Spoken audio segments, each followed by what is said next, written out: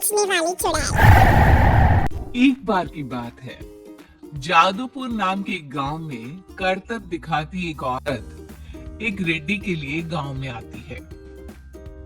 आइए आइए मेहरबान कदरदान, खाइए रोहड़ा के ताजे ताजे केले, कभी खाए नहीं होंगे ऐसे केले, पीले पीले केले खाइए। ये कहकर रोहड़ा हाथों में 4 केले लिए उन्हें सर्कल में जोर जोर से हवा में उछालती हुई करतब दिखाती है, जिसे देखकर आसपास के सारे बच्चे अपने अपने मम्मी पापा से उस औरत के पास जाने की जिद करने लग जाते हैं। पापा, ऐसा तो सर्कस में बॉल से होता है ना? ये आंटी तो केले से कर रही है। चलिए ना पापा, देखते हैं। घोड़ा एक पतली सी तार पर चलती हुई केलों से करतब दिखाती है। आते जाते सभी लोग बाहर रुककर उसकी करतब देखते हैं और वाह वाही करते नहीं थकते। जैसे ही एक आदमी पास आकर उसे पैसे देने लग जाता है, तब वो कहती है, अरे नहीं नहीं साहब, मैं करतब तो बच्चों के मन को बहलाने के लिए करती हूँ, धंधा तो मेरा केले का है। पीछे देखो मेरी रेड्डी, जो भी मेरे केले खाएगा मेरी तरह चुस्त दुरुस्त और तंदुरुस्त हो जाएगा। पता चलता है क्या कि मेरी उम्र 55 की है। अरे पर ऐसे ठंड के मौसम में कोई केला क्यों खाएगा? ये ऐसे वैसे केले नहीं है साहब, ये शरीर में गर्मी देते हैं, ठंड को दूर भगाए, जो भी रोहिणा के केले खाए। अगर मुझे केले नहीं मिले तो मैं घर नहीं जाऊंगी। तभी उसके पापा कहते हैं कि बेटा, केले ठंड में कभी गर्मी नहीं देते। ये सब कहने की बातें हैं, सामान बेचने का तरीका है इनका। पर पिंकी नहीं मानती। मैं केले खाऊंगी।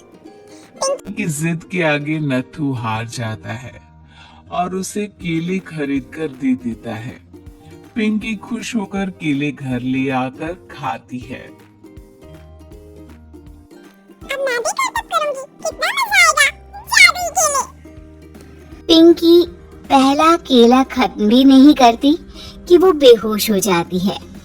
दूसरे केले से एक काला धुआं आता है और रोहड़ा चुड़ैल बनकर बाहर निकल आती है। मेरे भूतिया केले बच्चे न खाए, ऐसा हो ही नहीं सकता। जादूपुर वालों, कब तक बचोगे? आ गई हूँ मैं रोहड़ा, जिसका कोई नहीं कर सकता सामना।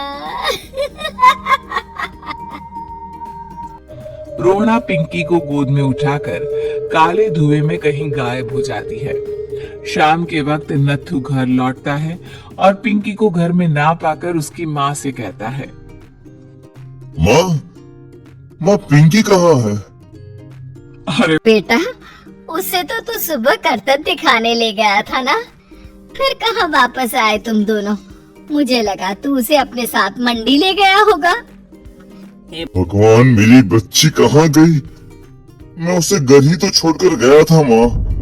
नथु गांव के घर कोने में अपनी बेटी को ढूंढता है, पर उसे वो कहीं नहीं मिलती। परेशान होकर आखिर रो रो कर नथु हिम्मत हार कर घर लौट आता है। अगली सुबह रोहड़ा फिर से करतब दिखाने आती है और इस बार पिंकी की तरह रोनी केले खरीद लेता है। 50 रुपए दिए थे पापा ने, सारे पैसों के मैंने केले खरीद लिए हैं। अब मैं भी आंटी की तरह ही करतबबाज बन जाऊंगा। यही सोचते हुए रोनी केले खाता है और पहला अकेला केला आधा खत्म भी नहीं करता कि चुड़ैल उसके सामने आ जाती है। मेरे साथ चलने का समय आ गया है रोनी। ये तो बस शुरुआत है, अब इस गांव के सारे बच्चे धीरे धीरे मेरे कब्जे में होंगे, एक बच्चा भी नहीं बचेगा। ये कहकर रोहड़ा रोने को गोद में लेकर काले धुएं में अदृश्य हो जाती है। इसके बाद हर रोज गांव में से कोई ना कोई बच्चा गायब होता, पर ऐसा क्यों हो रहा है किसी को भी समझ में नहीं आ पा रहा था। रोज की तरह अपनी बेटी पिंकी की तलाश में नत्थू गांव के एक तालाब के पास बैठा रो रहा था। कहाँ गई मेरी पिंकी? शकुंतला के जाने के बाद एक वही तो मेरा सहारा थी।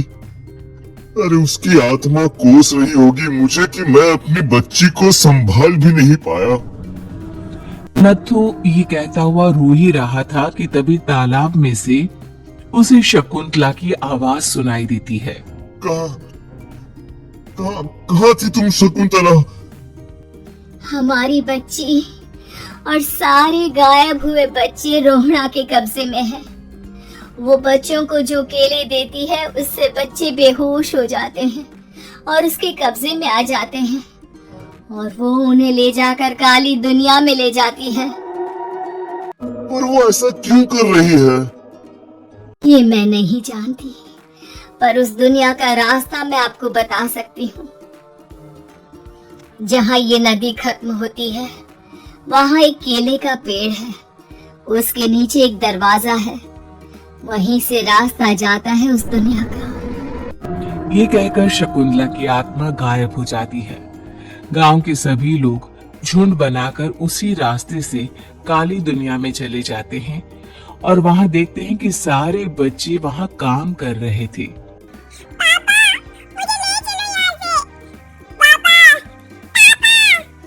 सभी बच्चे अपने मम्मी पापा से लिपट जाते हैं। तो तुम लोग यहाँ तक आ गए? क्यों हमारे बच्चों को पकड़ लिया तूने? तुझे शिकारी बनाना है तो ले, हम सब आ गए हैं, हमें खा ले। नहीं, मुझे बच्चे चाहिए, मेरे बच्चे के बदले तुम लोगों के बच्चे। क्या मतलब? मैं इसी गांव में रहने वाली एक औरत थी।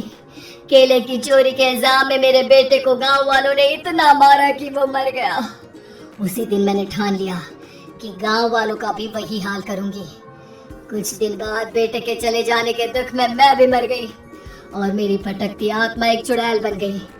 और फिर मैंने बदला लिया तुम सबके बच्चे छीनकर। बर्दाश्त नहीं कर पाए ना, सोचो मुझ पर क्या बीती होगी। हमें माफ कर दो रोड़ा, पता नहीं ये किसकी गलती थी पर हम सभी माफी मांगते हैं। हमारी खुशियाँ लौटा दो, तुम भी तो एक माँ हो। गांव वालों की बात सुनकर रोहड़ा का मन पिघल जाता है और वो बच्चों को छोड़ देती है। उसके बाद काली दुनिया बच्चों के लिए जादुई दुनिया बन जाती है। अब कोई भी कभी भी वहां आ जा सकता था। ऐसे ही मजेदार कहानियाँ देखने के लिए हमारे यूट्यूब चैनल को जरूर से जरूर सब्सक्राइब करें और